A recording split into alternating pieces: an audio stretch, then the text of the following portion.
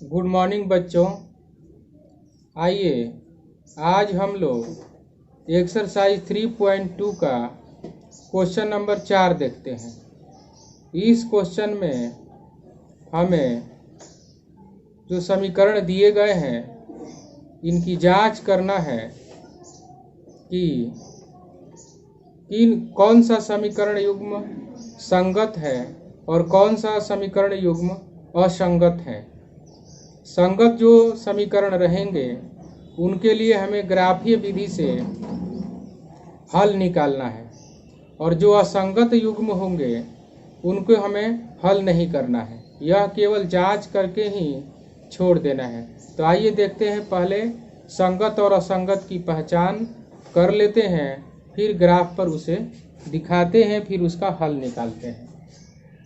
तो question number first है कि x प्लस वाई बराबर 5। तो x प्लस वाई बराबर 5 को पहले हम यहाँ देख लेते हैं। x के पीछे कुछ नहीं रहता है तो 1 रहता है, y के पीछे भी कुछ नहीं रहता है तो 1 रहता है। तो ये a1 का मान, ये a2 का मान और ये a1 b1 c1, a2 b2 c2। तो वैसे ही हम लोग जैसे यहाँ a1 बटा a2 b1 बटा b2 बराबर c1 बटा c2, इस तरह से लिख लेते हैं और अनुपातों की तुलना हम लोग करेंगे। तो पहले आइए लिखते हैं 1/2, फिर इसका भी है 1/2 और इसका है 5/10। a1 का मान 1, b1 का मान 1, c1 का मान 5, a2 का मान 2, b2 का मान 2, c2 का मान 10। अब यहाँ पर हम 5 से 10 को कटा भी सकते हैं। यहाँ देखते हैं 1/2 1/2 1/2 मिल रहा है, अर्थात जो ये अनुपात है तीनों आपस में बराबर है। a1 बटा a2 बराबर b1 बटा b2 बराबर c1 बटा c2। तो इसको हम लोग संगत युग्म कहते हैं। ये संगत युग्म है। तो जब भी संगत युग्म होगा तो हमें क्या करना है, ग्राफीय विधि से हल निकालना है। तो पहले हम लोग ग्राफ के लिए इन दोनों समीकरणों के लिए एक सारणी बनाते हैं। चूंकि हम यहाँ देख रहे हैं कि दोनों का ये संगत हल आया, संगत युग्म आया है, साथ ही यह भी देख रहे हैं कि a1 बटा a2 बराबर b1 बटा b2 बराबर c1 बटा c2। इसका अर्थ ये है कि इसका जो ग्राफ होगा वह उभयनिष्ठ होगा, समपाती रेखाएं होगी। जब भी समपाती रेखाएं होती हैं तब हमें दोनों समीकरणों में से किसी एक का ही ग्राफ दिखाना होता है। हम ओनली केवल चाहे समीकरण फर्स्ट का चाहे सेकंड का, दोनों में से किसी एक का सारणी बनाते हैं, फिर उसे ग्राफ पर दिखाते हैं। यहाँ हम लिख रहे हैं समीकरण फर्स्ट से। तो फर्स्ट समीकरण हमारा है x प्लस वाई बराबर 5। इसके लिए सारणी भी बनाना बहुत ही आसान है। हम लोग आराम से ऐसे 3 खंडों की सारणी बना लेते हैं। इसमें x और y होता है और इसके 3 मान हमें लेने हैं।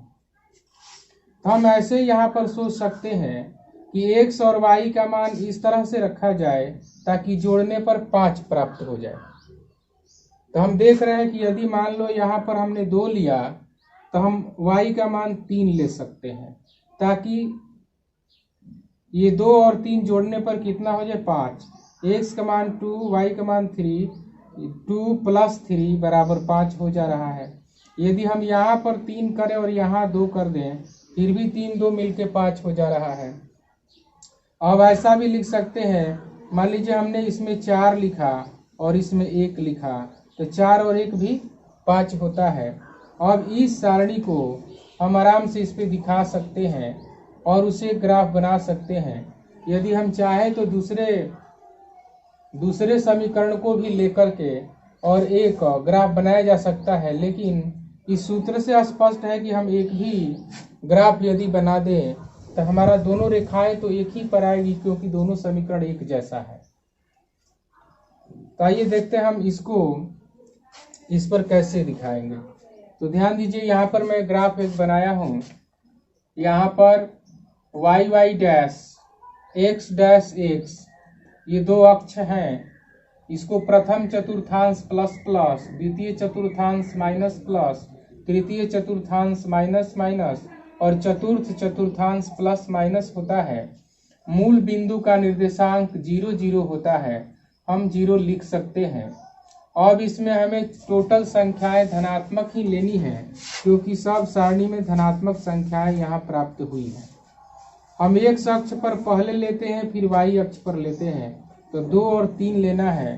तो 2 हमें यहाँ से 1 2 यहाँ लेना है, और y पर हमें 3 लेना है। तो यहाँ से ऊपर 1 2 3 लेना है। यदि हम इसको आगे बढ़ाएं और फिर इसको भी आगे बढ़ाएं, तो दोनों का जो कटान बनता है, ये जो पॉइंट बनता है, यही 2 और 3 का पॉइंट है। यही जो पॉइंट बना, यह 2 और 3 का पॉइंट है।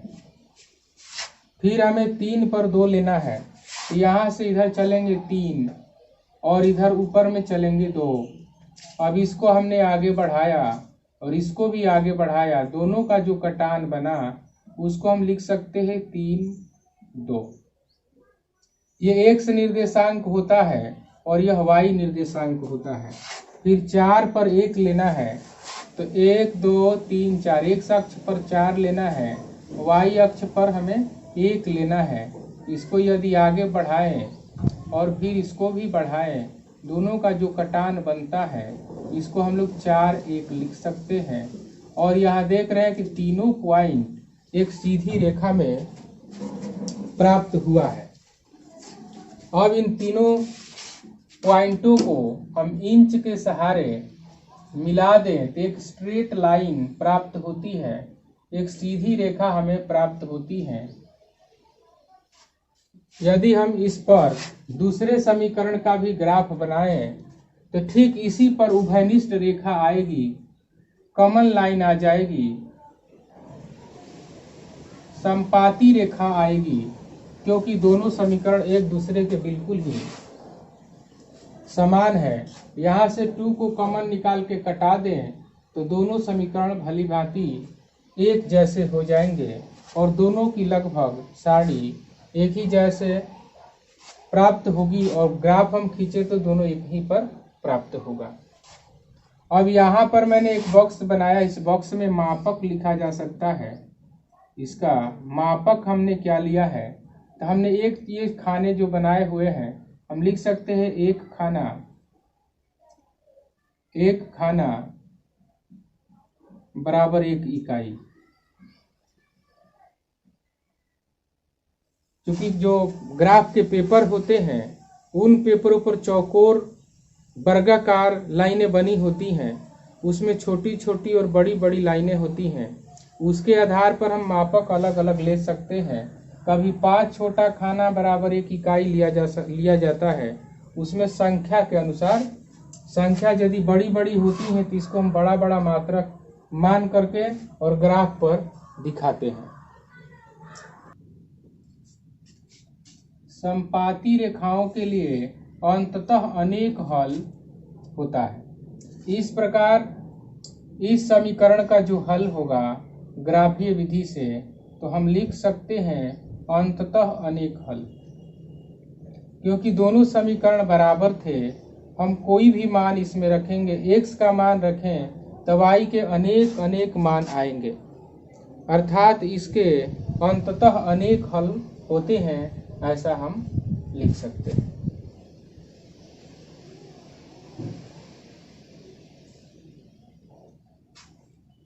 तो ये फर्स्ट क्वेश्चन आप समझ गए होंगे, इसको बना लीजिए।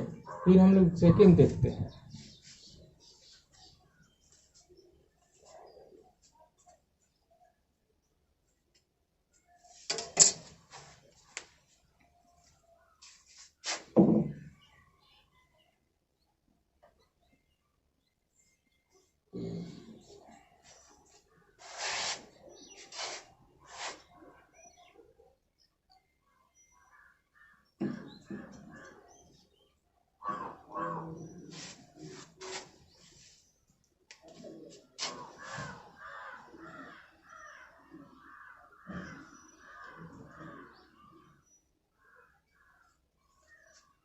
दूसरा को देखते हैं। दूसरा नंबर क्वेश्चन है, इसमें हम लोग दूसरा पहले इधर क्वेश्चन लिख देते हैं एक बार। x माइनस वाई बराबर 8 और 3x माइनस 3y बराबर 16। अब इसके भी पीछे कुछ नहीं तो 1 रखते हैं, इसमें भी 1 रखते हैं, तो यह a1 का मान होगा, यह a1 का मान होगा, यह b1 का मान होगा और यह c1, a2 b2 c2। x का जो गुणांक होता है ये a1 a2 होता है, y का जो गुणांक होता है b1 b2 होता है और जो अचर पद होते हैं वह c1 c2 होता है। तो हम अपने सूत्र के अनुसार ऐसे लिख सकते हैं, इसको बाटा में कर देते हैं, 1/3 लिख सकते हैं बराबर, इसमें -1 है तो -1 बटा -3 लिख सकते हैं और इधर 8/16 लिख सकते हैं। अब यहाँ देखते हैं माइनस से माइनस कट जाएगा, यहाँ बचेगा 1/3 बराबर 1/3 बराबर 8/16। अब यहाँ देखते हैं कि यह तो इसके साथ बराबर है लेकिन यह इसके साथ बराबर नहीं है, अर्थात ये नॉट इक्वल टू है। तो जब नॉट इक्वल टू यह हो गया तो लिख सकते हैं कि a1/a2 बराबर b1/b2 not equal to c1/c2। और जब इस तरह की स्थिति आती है, एक बराबर दूसरा बराबर नहीं, तो ये जो युग्म होता है असंगत युग्म होता है, ये असंगत युग्म है। और जब असंगत युग्म हो इसमें है तो प्रश्न के अनुसार असंगत युग्म के लिए ग्राफीय विधि से हल नहीं करना है। तो बस हमारा आंसर यहीं पर संपन्न होता है। आइए देखते हैं एक क्वेश्चन और देखते हैं, तीसरा देखते हैं।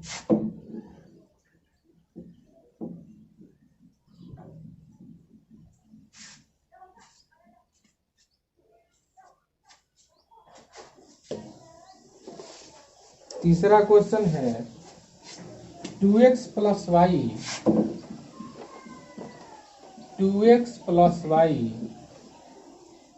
-6 equal to 0, 4x -2y -4 equal to 0। अब इस क्वेश्चन में हम पहले जांच कर लेते हैं। यहाँ पर मैंने बताया जो x के गुणांक होते हैं a1 a2 होते हैं, तो हम इसके बटा इसको लगा सकते हैं, 2/4 लगा सकते हैं बराबर। फिर जो y के गुणांक होते हैं b1 b2 होते हैं, तो y का गुणांक 1 है, यहाँ प्लस है तो 1 रखेंगे। यहाँ पर यह b2 का मान -2 रखेंगे क्योंकि यह माइनस में है बराबर, और c1 का मान यहाँ -6 है और c2 का मान यहाँ पर -4 है।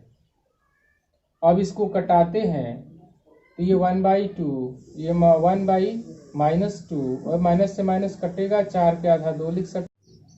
ये x का गुणांक a1 2 है, x का इसमें का गुणांक दूसरे समीकरण का यह a2 है नीचे बराबर, ये y के जो गुणांक है b1 b2, तो ये b1 कितना है तो 1 है, b2 कितना है -2 है, ये c1 -6 है और c2 -4 है।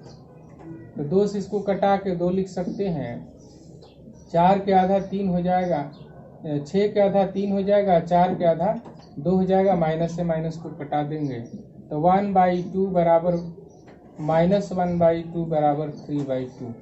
यहाँ देखते हैं यह इसके साथ बराबर नहीं है, यह भी इसके साथ बराबर नहीं है, अर्थात a1/a2 not equal to b1/b2 not equal to c1/c2। जब ये तीनों आपस में बराबर नहीं होता है तब ऐसे समीकरण युग्म को संगत युग्म कहते हैं। ये संगत युग्म है, और जब भी संगत युग्म होगा, ऐसा हमारे प्रश्न के अनुसार कहा गया कि संगत युग्म के लिए हमें ग्राफीय विधि से हल निकालना है। तो ग्राफीय विधि से हमें हल निकालना है। तो ये कैसे निकालेंगे? तो पहले हम लोग सारणी बनाएंगे, सारणी बना देंगे। तो सारणी के लिए पहले हम समीकरण फर्स्ट को लेते हैं। समीकरण फर्स्ट से, फर्स्ट समीकरण है कि 2x + y - 6 = 0। इसको हमें y को इधर छोड़ना है, बाकी दो को उधर कर लेना है, क्योंकि y स्वतंत्र रहेगा, x का मान हम रखेंगे तो y का मान निकल जाएगा। जैसे हम इसको y लिख देते हैं और ये -6 है, उठा के उधर ले जाएंगे, पक्षांतर करेंगे तो -6 का 6 हो जाएगा, और 2x को उधर ले जाएंगे तो यह -2x हो जाएगा। अब इसके लिए हम एक सारणी बना लेते हैं, 3 मान की सारणी बना लेते हैं, x y। अब x का मान हम रखेंगे, जैसे हमने रखा 0 1 2, ऐसे रख सकते हैं। हम कुछ भी 0 1 2 x का मान कुछ भी रख देंगे तो यहाँ मान रख के y का मान ज्ञात किया जा सकता है। अब बारी बारी से हम देख लेते हैं कि यदि x बराबर 0 तो y बराबर आ जाएगा 6 - 2 × 0, 6 - 2 में 0 से गुणा करेंगे 0 हो जाएगा, 6 में से 0 घटाएंगे तो 6 आएगा, तो यहाँ 6 लिख सकते हैं। यदि x बराबर हम 1 लिखें तो y बराबर हो जाएगा 6 - 2 × 1 बराबर 6 - 2 में 1 का गुणा करेंगे 2, और 6 में से 2 घटेगा तो 4 हो जाएगा। ठीक इसी तरह से यदि x बराबर हम 2 दें तो y बराबर 6 - 2 × 2, जहाँ x का मान है वहाँ पर हमने 2 रखा, तो ये हो जाएगा 6 - 2 में 2 का गुणा करेंगे तो 4 होगा, और 6 में से 4 को घटाएंगे तो 2 हो जाएगा। ये समीकरण फर्स्ट के लिए सारणी हमारा कंप्लीट हो गई। अब देखते हैं समीकरण सेकंड के लिए। तो इसको हम थोड़ा मिटा देते हैं, सारणी को ऐसे ही रहने देंगे ग्राफ पर दिखाने के लिए।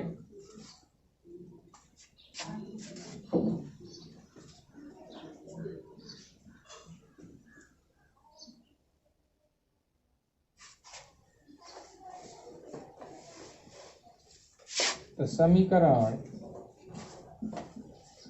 सेकंड से यह है 4x - 2y - 4 = 0। अब इसमें हम कोई इसमें स्वतंत्र नहीं है, फिर क्या करेंगे? तो ये 4x को ही इधर रहने देते हैं और ये दोनों को उठा के उधर का पक्षांतर कर देते हैं। यह भी माइनस में, यह भी माइनस है, दोनों उधर जाके प्लस हो जाएगा, 2y + 4।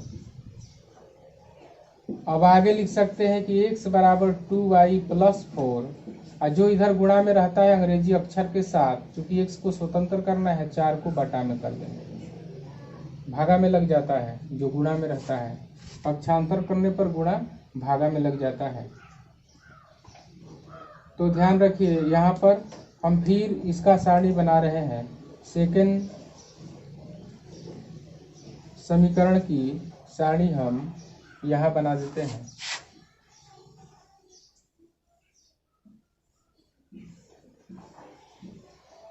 यह सेकंड की सारणी है x और y के लिए। तो इसमें भी हम लोग y के मान रखेंगे, और y का मान ऐसा रखें ताकि कटा उठा करके और एक पूर्णांक प्राप्त हो जाए। तो यदि हम y के जगह 0 रखते हैं तो ये पूरा 0 हो जाएगा, 4 से 4 कटा देंगे तो 1 आएगा। अर्थात हम y की जगह यदि 0 रखें तो यहाँ लिख सकते हैं कि यदि y बराबर 0 तो x बराबर, अब 0 के स्थान पर, ये y के स्थान पर 0 रखेंगे, और +4 और बटा 4। यदि 2 में 0 से गुणा करें 0 होगा, +4 बटा 4। अब 0 में 4 जोड़ें तो 4 ही होगा, 4 से 4 कटाएं तो 1 आएगा, तब हम यहाँ 1 लिख सकते हैं। यदि यदि y बराबर हम 2 रखें, 1 रखेंगे तो यह पूर्णांक नहीं आएगा, दशमलव में आ जाएगा। तो कोशिश करें कि दशमलव में ना आए, और यदि दशमलव में नहीं माने पूर्णांक नहीं आता है तो आप दशमलव में भी ले सकते हैं, कोई दिक्कत नहीं, लेकिन कोशिश करना है कि पूर्णांक में आ जाए। हम देखते हैं कि यदि हम इसका मान 2 रखें, यदि y का मान हम लोग 2 रखें तो 2 में 2 का गुणा होगा 4 होगा, 4 में 4 को जोड़ देंगे 8 होगा, 4 से कटाएंगे तो 2 आ जाएगा। तो इसीलिए यहाँ लिखते हैं y बराबर 2, तो x बराबर लिख सकते हैं 2 × 2 + 4/4। ये हो जाएगा 4 + 4/4 अर्थात 8/4। 4 से इसको कटाएंगे 2, इस प्रकार 2 रखने पर ये आ गया 2। अब यहाँ पर हम लोग 4 का ही गुणज रख लेते हैं, क्योंकि यहाँ पर 2 का गुणज रख लेते हैं। 2 रखे थे तो हमारा कट गया, अब 4 रख लेते हैं। देखते हैं 4 रखे तो y बराबर यदि हम 4 रखें, यदि y बराबर 4 तो x बराबर आ जाएगा 2 × 4 + 4/4। 4 में हम 2 से गुणा करें 8 आएगा, + 4/3 आएगा, फिर 8 × 4 = 12 हो जाएगा, /3 लिखेंगे, 3 से इसको कटाएंगे 4 आ जाएगा। तो इस तरह से हम इसमें 4 दे सकते हैं। यहाँ पर गलत हुआ है, इस 3 के जगह हमें 4 लेना था, तो यहाँ ध्यान थोड़ा आप लोग दे दीजिएगा। 4 रहेगा, 4 से हम इसको कटाएंगे तो ये 3 आ जाएगा, 3। तो ये संख्या हमारी 3 यहाँ प्राप्त होती है। यदि 4 रखते हैं तो 4 दूनी 8 + 4 होगा, नीचे 4 है तो 4 ही रखना है, और फिर 8 और 4 जोड़ेंगे 12 होगा, /4, 4 से कटाएंगे तो 3 होगा। अब ये दोनों सारणी हमें प्राप्त हो गई है। इस ग्राफ पर हम लोग पहले जो पहला क्वेश्चन बनाए थे उसी के अनुसार इसको भी दिखा सकते हैं। तो यहाँ देखते हैं, पहले फर्स्ट समीकरण के लिए 0 पर हमें कितना दिखाना, तो 6 दिखाना है। तो 0 तो हम लोग का यही है, इसी पे 6 दिखाना है। तो 1 2 3 4 5 6 यहाँ आएगा। दूसरा है 1 पर 4 दिखाना है, तो 1 ये वाला है, 1 पर 4 दिखाना है, 1 2 3 4, तो ये पर आएगा यहाँ पर। फिर 2 2, तो 2 पर 2 दिखाना है, तो 2 ये वाला है, और यहाँ से ये y पर 2, ये जहाँ कटता है इसको दिखाना है। तो ये हम लोग का है 0 6, ये था 1 4, और ये था 2 2। अब इसे हम लोग इंच से जोड़ देंगे, इससे एक स्ट्रेट लाइन हमें प्राप्त हो जाएगी। अब देखते हैं दूसरा, 1 पर 0 दिखाना है, तो 1 यहाँ पर है, 0 यहीं पर रह जाएगा। फिर 2 पर 2 दिखाना है, तो 2 पर 2 तो पहले से ही दिखाए हुए हैं। फिर 3 पर 4 दिखाना है, तो 3 हमारा ये है, और 4 ये वाला आएगा लाइन, और 3 ये वाला आएगा, मतलब यहाँ पर ये बिंदु मिलेगा। ये 3 4 है। अब इसे हम मिला देते हैं, तो मिलाते हैं तो ऐसे हम लोगों को प्रतिच्छेदी रेखाएं हमें प्राप्त हो जाती है, और दोनों का जो प्रतिच्छेद बिंदु है 2 2 पर है। इसलिए इस समीकरण का जो हल होगा लिख देंगे। ये फर्स्ट को हम लोग x निर्देशांक, सेकंड को y निर्देशांक कहते हैं। इनका कटान बिंदु 2 2 पर बना है, या आप ऐसा कह लीजिए कि दोनों में जो उभयनिष्ठ बिंदु आया है, आप देखें इसमें भी 2 2 आया है और इसमें भी 2 2 आया है, इसलिए x बराबर 2 लिख सकते हैं और y बराबर भी 2 लिख सकते हैं। तो इस तरह से ग्राफीय विधि द्वारा किसी भी 2 चर वाले रैखिक समीकरण युग्मों का हल हम लोग याद कर सकते हैं। पहले सारणी बनाएंगे, उसके बाद उसको ग्राफ पर दिखाएंगे। इसके लिए भी मापक हमने लिया 1 खाना बराबर 1 इकाई, क्योंकि छोटे छोटे ये पूर्णांक थे तो इसको हम लोग एक खाना बराबर 1 इकाई मान के बना सकते हैं। ठीक है, तो इसको आप बना लें, फिर अगले दिन हम लोग अगले क्वेश्चन पर विचार करेंगे। Thank you.